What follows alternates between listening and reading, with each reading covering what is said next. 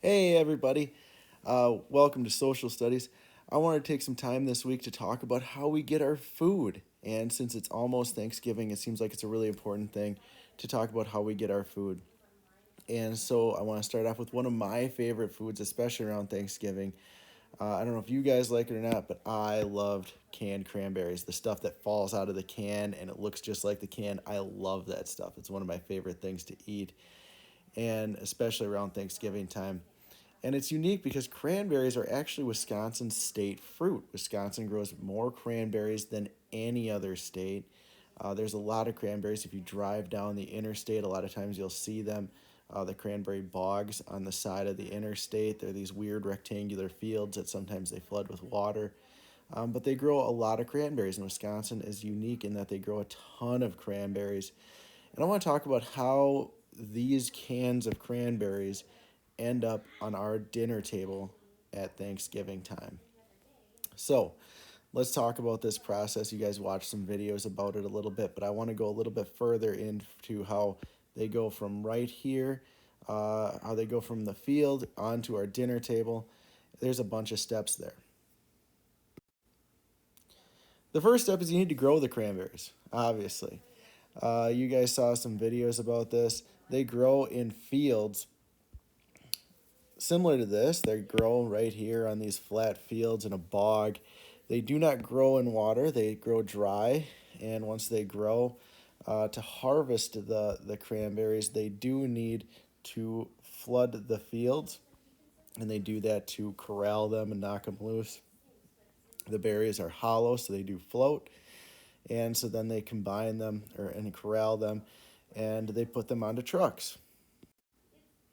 Once they're loaded onto trucks in Wisconsin, big trucks like this just loaded with cranberries, it's not quite what we want yet as far as my favorite thing of the canned cranberries.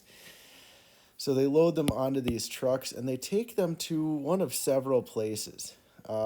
Typically in Wisconsin, Ocean Spray is the biggest cranberry company, and there's a bunch of different plants. There's some corporate offices down by Milwaukee, but there's these different canning plants. Cumberland's right up here, and here are these different canning plants where these cranberries go. And they do different things depending on the plant. Sometimes they make cranberry juice, sometimes they make canned cranberries, but they take all of these different cranberries to one of these three locations. The corporate offices, again, are down here. Ocean Spray is a big Wisconsin company.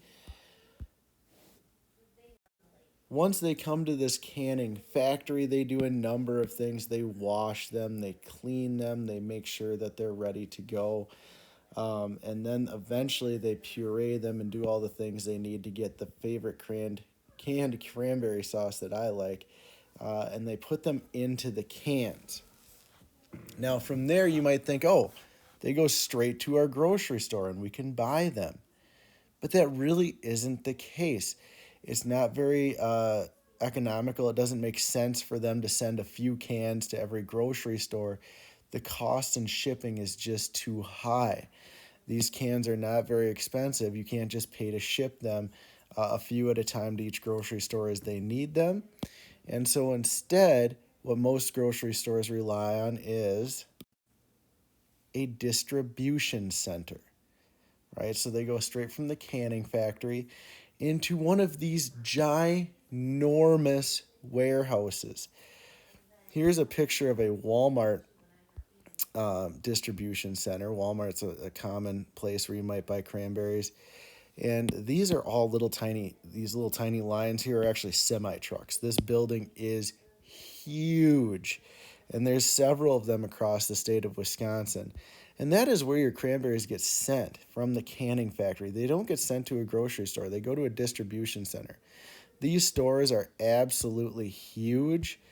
They are a massive, massive warehouse where they take lots of different things.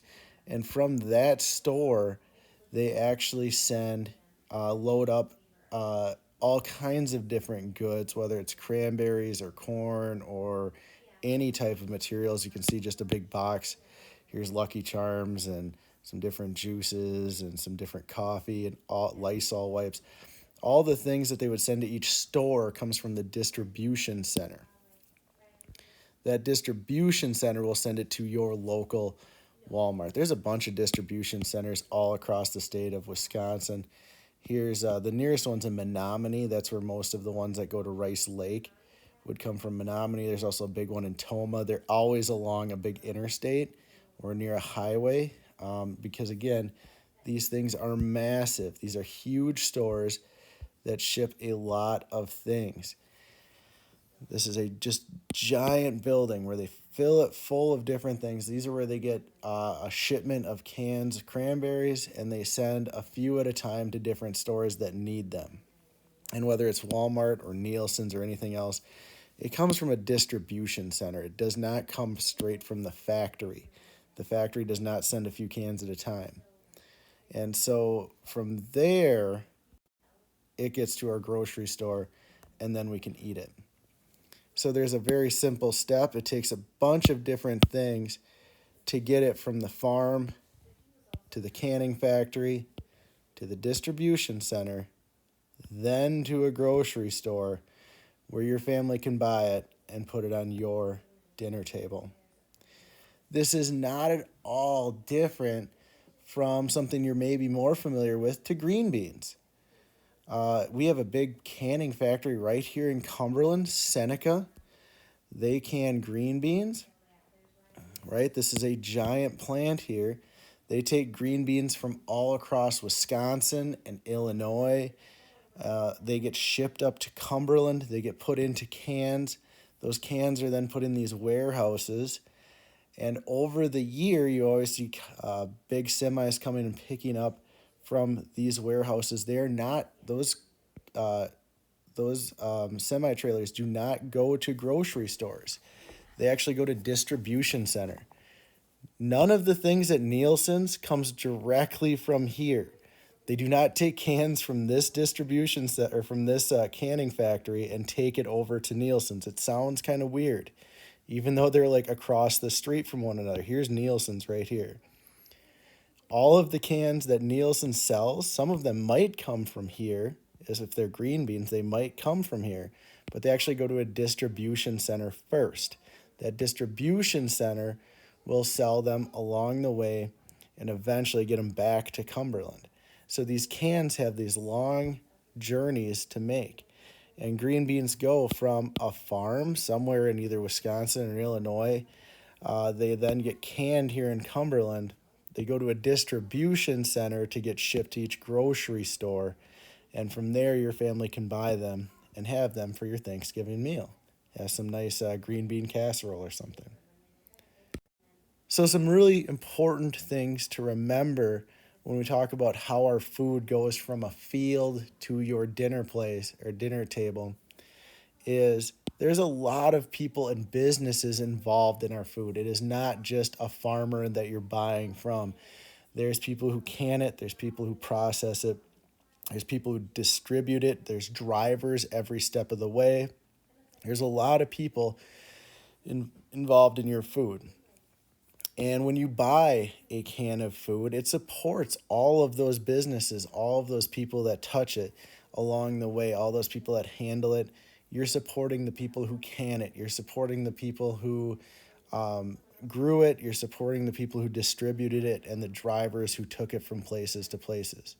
So the cost of your food supports all of those people. This is not the only way that it works. If you go to a farmer's market, you're buying directly from that farmer in most instances. So there are other ways to do this. If you, especially in the summer, go and buy some green beans from a farmer at a farmer's market, those people grew it. And so you're cutting out a lot of those steps, which is great because it's going to be more fresh and it might even be cheaper in a lot of cases. So there are some good things there, but if you're buying typically the food we're buying, especially if you're talking about a can of cranberry sauce or a can of green beans, it's been grown a while ago and canned, and there's been a lot of people that have handled it. That's not good, bad, or otherwise. It's just how we get our food. I hope this makes sense, and I hope you guys understand a little bit more. We're going to talk about some more foods this week and how we get those. So I hope you guys tune in and enjoy it, and I'll talk to you guys later.